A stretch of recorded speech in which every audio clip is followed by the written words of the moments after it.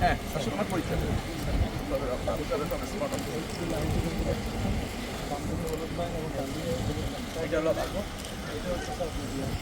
Pillar আছে sir pillar সব জায়গায় আমরা জাস্ট কানেক্ট করে দিচ্ছি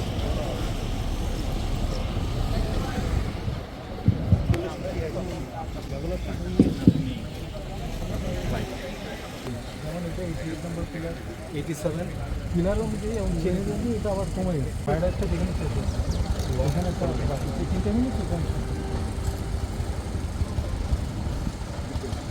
একদম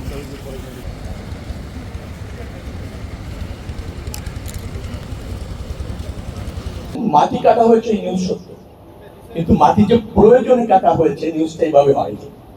বলা হয়েছে যে মাটি এমন ভাবে কাটা হচ্ছে অপরিকল্পিত ভাবে, স্বেচ্ছাচারী ভাবে কেটে নিয়ে এই যে ভায়াডাক্ট যেটা আছে লাইন সেটা ক্ষতিগ্রস্ত হবে। এই তথ্যটি যারা বলেছেন সেটা ভিত্তিহীন। মাটি কাটা হয়েছে এবং মাটি কাটা হয়েছে প্রয়োজনে মাটি কাটা হয়েছে, কারণ আপনারা ইতিমধ্যে জেনেছেন যে 16.76 কিলোমিটার ঢাকা থেকে মাওয়া পর্যন্ত এই ভায়াডাক্ট লাইন। এটা যখন নির্মাণ করতে হয়েছে তখন এখানে জলাভূমির মতো ছিল, তো ভারী ইকুইপমেন্ট এবং মালামাল আনার জন্য অস্থায়ী ভাবে এই ধরনের ভায়াডাক্ট যেখানেই করা হয় না কেন পৃথিবী, সেখানে কিছু অস্থায়ী ভরার কনস্ট্রাকশন করা হয়। প্রকল্প শেষ হওয়ার পর সেটা আবার এলজিডি জায়গায় নিয়ে যাওয়া হয়, সেগুলো অপসারণ করে পূর্বের জায়গায় নিয়ে যাওয়া। এটা চুক্তির অংশ, প্রকল্পের অংশ। তো সেই জায়গা থেকে এটা করা হচ্ছে। 16.76 কিলোমিটারের মধ্যে ইতিমধ্যে 14.41 কিলোমিটার কিন্তু অপসারণ করা হয়ে গিয়েছে, 2.34 কিলোমিটারের মতো বাকি। তখনই এই ধরনের একটা নিউজ হয়েছে।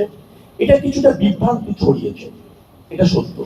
তবে কাজটি যে এই প্রকল্পেরই অংশ, এর সাথে ভায়াডাক্টের নিরাপত্তা হুমকিতে না, বরং নিরাপত্তা রক্ষার্থে এই কাজটা। কারণ এখানে আপনার প্রাকৃতিক পরিবেশটা থাকতে হবে, ন্যাচারাল প্রবাহ অবাধ থাকতে হবে, তার অংশ হিসেবে এই কাজ। এখন যেখানে দেখছেন এভারেজ, আমি যতটুকু জানি 5.5 ফিটের মতো মাটি এভারেজ এই 16.76 কিলোমিটারের মতো অপসারণ করতে হবে। তারপর হচ্ছে স্বাভাবিক স্তরে যাবে। আগে যে স্তর ছিল সেই স্বাভাবিক স্তরের 8 ফিট নিচে আছে পাইল ক্যাপ।